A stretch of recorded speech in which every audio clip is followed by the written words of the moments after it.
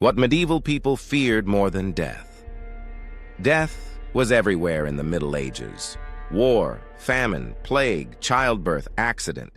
Life expectancy was short and danger was constant.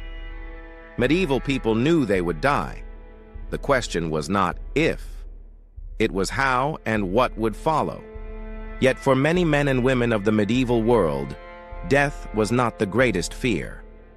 There were things worse than dying: dishonor, exile, damnation, starvation, the loss of your name, your place, your soul. Tonight, we step into a world where survival was not enough, and where some fates were feared far more than the grave. Section 1. The fear of dishonor. In a society built on reputation, honor was not a decoration. It was currency. A knight who fled battle did not simply survive. He lost everything: his land, his title, his standing among his peers. A broken oath could destroy a lineage. A coward could stain his family for generations. For warriors shaped by chivalric ideals, shame could feel worse than death. A fallen knight who died bravely might be mourned. A living coward would be remembered with contempt. Honor was public. It lived in the eyes of others. Without it, a man was socially dead. And in a tightly bound feudal society, social death was terrifying. Section 2. Exile and outlawry. To modern minds, exile might sound survivable. In the medieval world, it was catastrophic. Community was everything. Your village was your protection. Your lord was your legal shield. Your family was your safety net. Without them, you were nothing. An outlaw was not simply a criminal. He was outside the law entirely.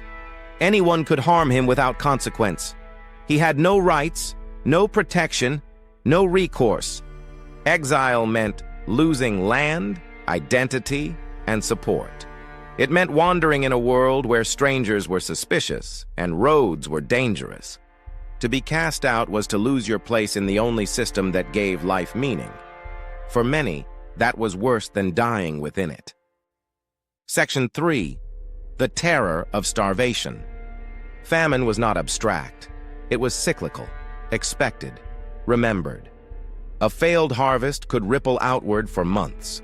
Bread grew scarce. Prices soared. Livestock were slaughtered early. Families rationed until there was nothing left to ration. Starvation was slow.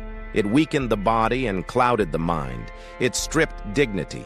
It forced people to beg, to sell heirlooms, to abandon land. Hunger was not heroic. It was humiliating. To die quickly in battle was one thing. To watch your children starve was another.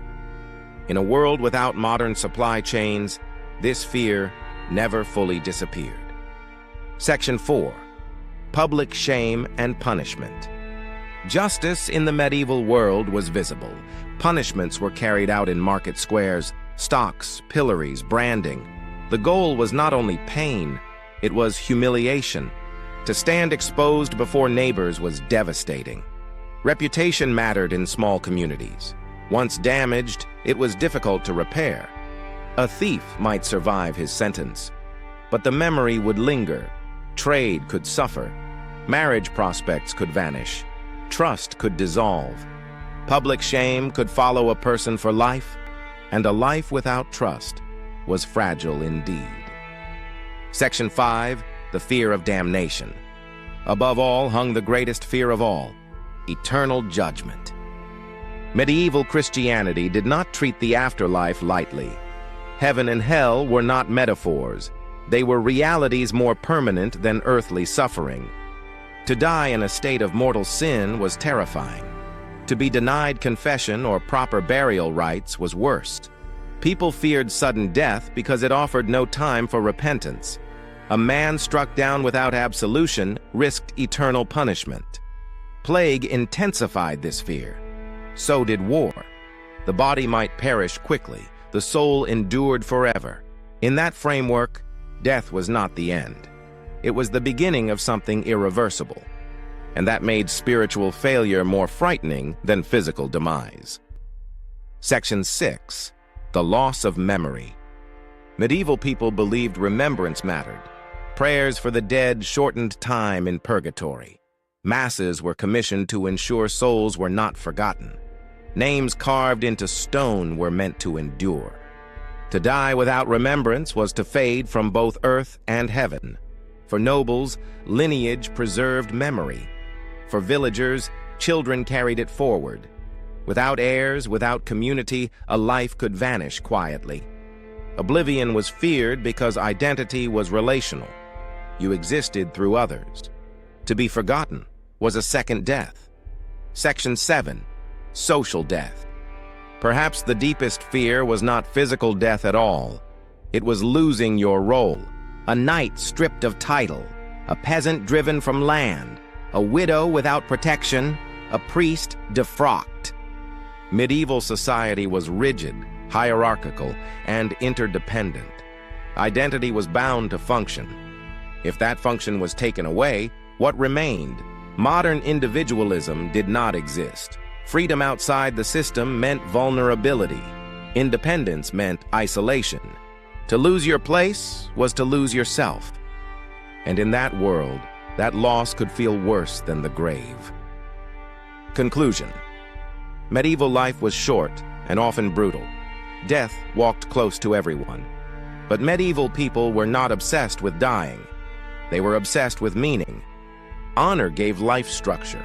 Faith gave it direction. Community gave it safety. Reputation gave it weight.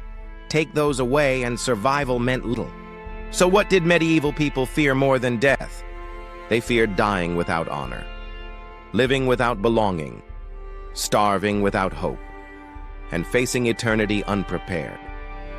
If you're drawn to stories that reveal the deeper psychology of the Middle Ages, like this video and subscribe to TorchLit History at https://www.youtube.com/@TorchLitHistory for more explorations into the world that shaped our own. And tell me in the comments, which of these fears do you think would have felt most powerful to you? Because history is not only about how people lived, it is about what they were afraid to lose. And in the Middle Ages, that answer was rarely just life itself.